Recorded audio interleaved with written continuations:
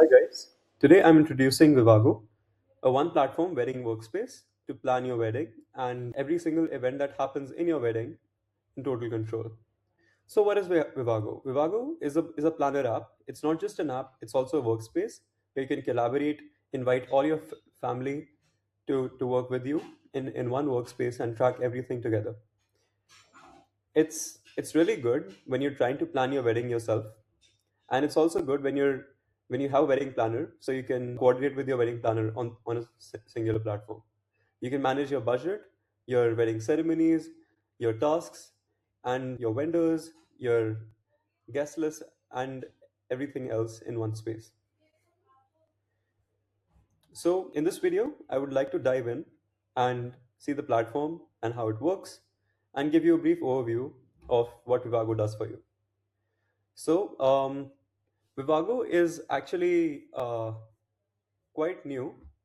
So we're keeping a free model, which basically helps you get everything. So let's so without further ado, let's log in and explore all the features. So we have two options to log in so far. We have a Google Auth and an email. I'm going to opt for Google Auth and select the account that I want to log in with. And once I'm logged in, I will move to the onboarding screen. So this is the onboarding screen. If I click start my setup, it's going to take me to a form which will ask me questions about how I plan to do my wedding, or I can skip and start with a blank template. For this video, I'm going to use the setup since it's much easier to use that instead of starting from scratch. So at first it's asking me to pick a wedding template to preload the right ceremonies and tasks. I'm going to select a Punjabi wedding. Next is asking me the bride's name and the groom's name. I'm gonna write random names like Arohi and Kabir, or let's say Pranav. Okay. When is the big day? I'm not sure when the wedding's gonna happen, so I'm just gonna put the year in and continue. When will the Where will the celebrations be? I have no idea. All I know is that it's gonna be in India, so I'm just gonna write India. Okay, expected guests. I have no idea. So I'm just going to skip expected guess, and I'm just going to write a budget. So I'm going to choose 50 lakhs. Okay, and there we go. We're on the wedding screen now. As you can see, you can check your calendar. You can see how many days you have left before the big day. You can go to events and add to each event. I've used a Punjabi wedding template. So it's given me the typical ceremonies that happen in a Punjabi wedding. So if you go to any of these ceremonies, you can change the date, you can change the venue, you can select a location, you can add another location, you can change the status to confirmed, you can add additional notes and save the details. Moving forward, you can also update your budget. We wrote 50 lakhs here. We can add expenses and we can categorize them by the ceremony. So we can choose that, let's say it was an advance payment, catering payment. I'm going to select an amount, let's say 40,000, and it's for the Sangeet, let's say. And the category is also catering. And by category, by ceremony, and by planning area. Moving forward, you can create a guest list, and that guest list can be divided into bride side, groom side, and you can also categorize them even further.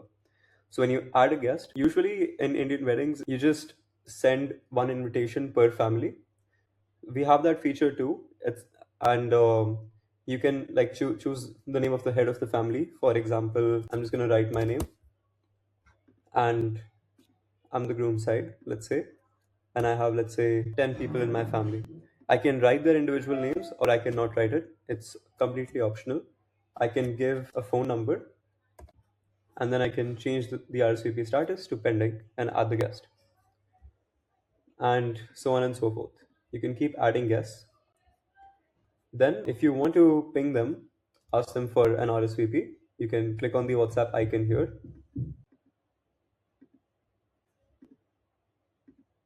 Here, this is a rough draft of what the invite will look like. You can change it, and then you click send later. When you go to vendors, you can select your vendors from the drop down. You can choose from a whole variety of vendors. So far, we only have Vivago's own personal vendors, but we will be adding more regular vendors as with time. So you can choose your venue, you can choose your photography, your catering from here. And once you do, you can click vendors again to go to my vendors, and you can convert these vendors from pending to booked. Or if you have your own private vendor, you can add your own private vendor and have them displayed here as well, and then reflect in budget. Moreover, moving to tasks, since we already chose a template, we get a free checklist. And moreover, if you click tasks again, you can move on to a framework of which we call your wedding blueprint. Here, you will see some ticks if you chose a template, and if you already filled out some of these options. If you haven't, then it will show you a gray area which you can fill yourself. So, for example, if I want to fill out phase two, venue, stay, and movement, I can click on the gray bubble, and this will open a small questionnaire for me. What level of planning help do you need? I need full planning. I need what's the hardest to coordinate. I believe guest logistics are the hardest to coordinate in my wedding. And should the planner help negotiate contracts? Review only. Next. One point of contact. That's amazing. Okay.